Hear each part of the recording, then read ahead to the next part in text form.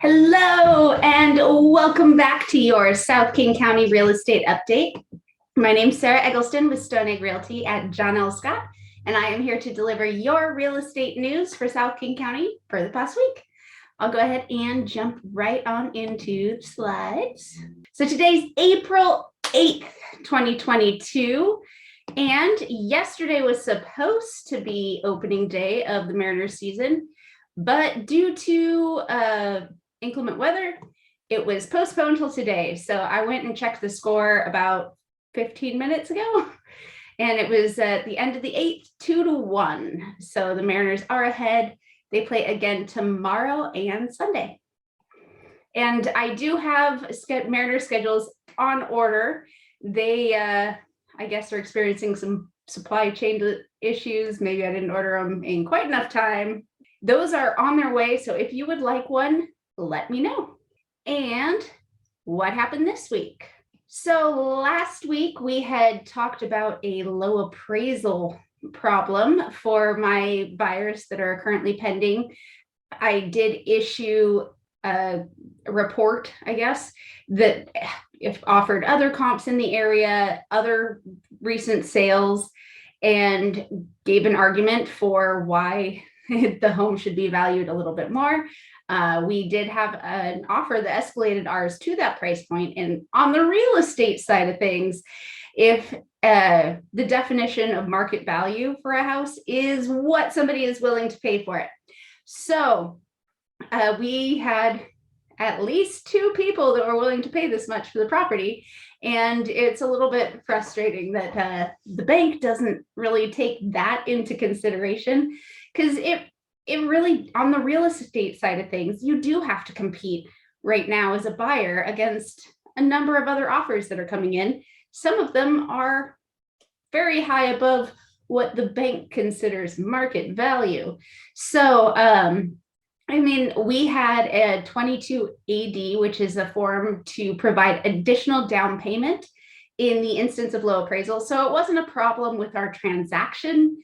The transaction is going to move forward. It's just the buyer would have liked to have put more down on the down payment rather than bringing extra funds for that low appraisal. But it is what it is. My request for reconsideration was denied, and it looks like we are going to be moving forward as is with the low appraisal amount. So that's a little unfortunate, but it is something that does happen occasionally, sometimes in this industry, especially in a market that's changing so fast like this one. So just wanted to share that, but I'll get jumped back into these slides. And this is out of the Northwest Multiple Listing Service. Rising interest rates not yet slowing home sales, or too concerning for the Northwest MLS. So we have been seeing rising interest rates. That's a key theme of the past few months. And that is not really that unexpected, because we did hit rock bottom interest rates not that long ago. So we can't stay at rock bottom forever. We've been saying interest rates are going to go up, and they certainly have. And there was a 7.4 drop in year-over-year pending sales. This is for the whole MLS. This is the Northwest MLS March statistical recap. But most of that decrease is due to a lack of supply, because there's just not a lot to choose from out there. Homes are going pending so quickly that at any one point, there's not that much on the market to look at. And we do expect to see interest rates go a little bit higher over the next couple months. But with how high the demand is and how low inventory is, we are not expecting too much of an impact on the real estate market. We still expect homes to be selling quickly and median prices to rise over the next few months. There's a lot of well-paying jobs in our industry that are attracting people to the market and really just giving them a lot more buying power than people in our area have had in the past. So there are areas that are just surging on their prices like crazy. J. Lennox Scott, Chairman and CEO of John L. Scott, said the market is following the normal seasonality of spring. This season brings more resale listings coming to the markets. And there are more listings coming to the market. It's just that they're going pending so fast that it's not really growing our inventory a ton. So the latest report shows 11,197 new listings. We are seeing more listings come to the market now than we have in the past couple months, but as I said before, that is part of the seasonality of spring. So there are hopeful signs for buyers out there. King County's new listings last month exceeded the number of both pending and closed sales. So that means that the inventory is increasing, just numbers wise. John L. Scott pointed out that specifically job growth in the central Puget Sound area is a really strong driving factor for why we in our area here, our market is just strong in the housing arena.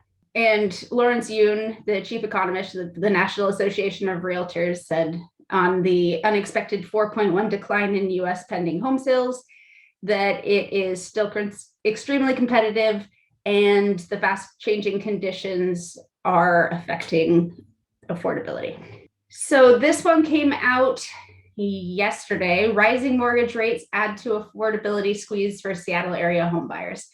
It's no longer just sky prices and slim inventory squeezing Seattle area home buyers. Add to this list rising interest rates. So as I said, we are off our rock bottom interest rates and well above that now. Rising interest rates really have shot up significantly in the last 3 months. And it's the biggest 3-month jump since 1994. So this is pretty significant. The rising rates could tame the housing market a little bit, but that's basically just because it's going to force a few buyers out of the market and reduce the competition for each home. Those people that are shopping at a higher price point may have to decrease the price point that they're shopping at. And yeah, it's not a fun thing. But I've said this before in this show, for every 1% interest rate increase, home shoppers can afford about 10% less for a home. So you know, if you're shopping around the $500,000 price point and interest rates go up a percentage point, you're shopping at $450,000. Plus the home prices for specific homes have increased. So you're shopping at what might have been a $425,000 house last year. So it's really a double whammy. Prices keep going up, and with the interest rates going up, buyers are seeing their purchasing power decrease. This comes at a time when rents are increasing quickly too. In King County, median rent for new leases is up 19% compared to the same time in 2021, and up 11% compared to 2019. So pre-pandemic, we're up 11% since then. I know we had a big decrease on rent prices at the beginning of the pandemic, but we have been rising again for the last several months, if not a year. And we have reached well above our pre-pandemic levels for the rent costs. This is really driving people to want to get into a home and get in before the interest rates go up any further. So there's been a run on houses in January and February, and a little bit in March. It's just been nuts as far as buyer demand. There is a little bit of good news for buyers. Nationally, a larger share of home sellers are dropping their prices, according to Redfin. The company's chief economist said in a statement, sellers can no longer overprice their homes and still expect buyers to clamor at their door. That's because higher mortgage rates are eating into home buyers' budgets. And I saw this in a local neighborhood recently. It was a neighborhood that I used to live in. I went and saw a house there, and I was shocked when I saw the listing price. It was so much higher than anything else in the neighborhood had been listed for. Not that had sold for, homes had sold for a little bit more than this home was listed for, but those homes were they were way more upgraded than this home and more recently upgraded. So when I saw the listing price for this home, I was just shocked. I'm like, okay, I gotta go see it. And it closed just last week, I think, but it sold for list price. And I had gotten an email from the listing agent saying, hey, offer review is later today. If you have a client that wants to put in an offer, hurry up and do it. We do not have any other offers in hand. So there's a good chance that house only received one offer or two offers, and it sold at list price. So we are starting to see some fight back against sellers asking a high price for their home. And in some areas of the Puget Sound region, home shoppers are buying fewer homes than they did this time last year. We're actually down 11.5% in March from the number of homes that were sold last year. And really, that's just due to how tight inventory is. If we had more homes for sale, we'd have more sales. More new homes were listed for sale last month than in February. And this is exactly what we would expect to see this time of year, but our months of inventory is less than 2 weeks in King, Pierce, and Snohomish counties. And here's a couple graphs about home price activity. You can see King, we did kind of temper down in January and then shoot straight up. So if you're looking at a year ago, March, we were at 825 and now we're at 930. That is over $100,000 in the average price of a home in King County in a single year. So that's quite an increase. For closed sales, Southeast King County was actually up 8.7% and North King County was up 6%, but the rest, Seattle, East Side, and Southwest King County are all down on the number of closed sales, but everywhere is up on price. North King County is at 13% price increase and it just goes up from here. So here in the south end, we're about 20% price increase year over year for residential homes. And if we break that down to condo in our area, we are actually up 25% year over year on condo prices. So condos were really lagging in 2020, early 2021. And they really rebounded back, catching up with the home price growth of single family homes and surpassing it for this month on the year over year comparison. And we actually did have more sales for condos in everywhere except for Southwest King County. And for house sales by submarket, these are median prices, and all of the dark red here is 30% or greater year over year home price growth. You can see a lot of it is in the dark red or the medium red, which is 20 to 29% home price growth year over year. And this came out of this Puget Sound Business Journal a few days ago. Seattle Metro ranks among top commercial real estate markets. I don't talk about commercial real estate too often, but commercial real estate really does affect residential real estate, because if businesses are coming and opening up or expanding in our area, that means that more people will have jobs in our area, attracting people possibly from other areas and just overall high paying jobs, which leads to higher demand for home buying and a higher price point. So Seattle Tacoma now ranks 5th overall in the national list of top commercial real estate markets in which to invest. So there are a lot of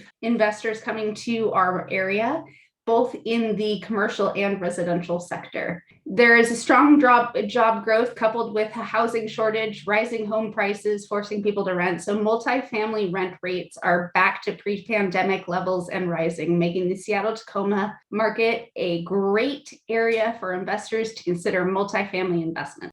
So if people are coming here to invest in real estate, you can expect that our real estate market will continue to, remain strong. Investors don't come to an area that's a weak area. So the report also said we are 3rd best place to invest in industrial real estate. behind LA and Orange County. And industrial rents and coastal markets are expected to rise 40% over the next 2 years. And we also grabbed the third place spot for best places to invest in retail. So Greater Seattle area has survived the retail decrease of the last 2 years a little bit better than some other places. And they expect our area to increase in retail sales and rent space. And that brings us to our market stat minute. For King County, we had 883 new listings in the past 7 days, 908 pendings, and 705 sold. So you can see our pendings do slightly outweigh our new listings as of this point. If we looked at this on a Tuesday, it might be a little bit different. We might have a few more pendings than new listings because Friday, we have all these shiny new listings heading into the weekend. So I know some areas are experiencing more new listings than pendings. King County as a whole, in the last 7 days, not one of them. So Renton and Kent are actually places where there are more new listings than pendings. Barely. It's a pretty small margin, and Kent, it's only by one listing. But as of right now, we do have more listings than pendings in Kent and Renton. For Auburn and Federal Way, that is not the case. We have more pendings than new listings still. It's a little bit more pronounced in Federal Way as far as a percentage. Federal Way may be a little bit more competitive of a market this weekend, and Kent and Renton may have a little bit more to look at. From our chairman and CEO, Jay Lennox Scott, we have our Southeast King County housing update. We'll get to Southwest in a minute, but you can see we are at 0.2 to 1 month supply when you get into luxury, but 0.7 months up to 1.5 million, 0.7 months of supply down to 0.2 in some of the price points. And overall, 89.4% of listings are selling in the first 30 days. And in Southwest King County, that is 90.6% of listings that are selling in the first 30 days.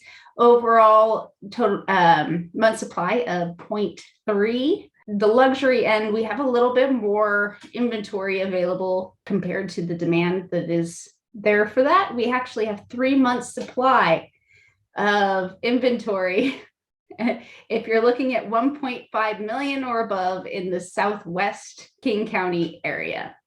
Other than that, we have very limited, less than a month supply of inventory and 90.6% selling in the first 30 days. Last week, our weekly average mortgage rate was at 4.5, and this week we come up to 4.72 for our weekly average mortgage rate.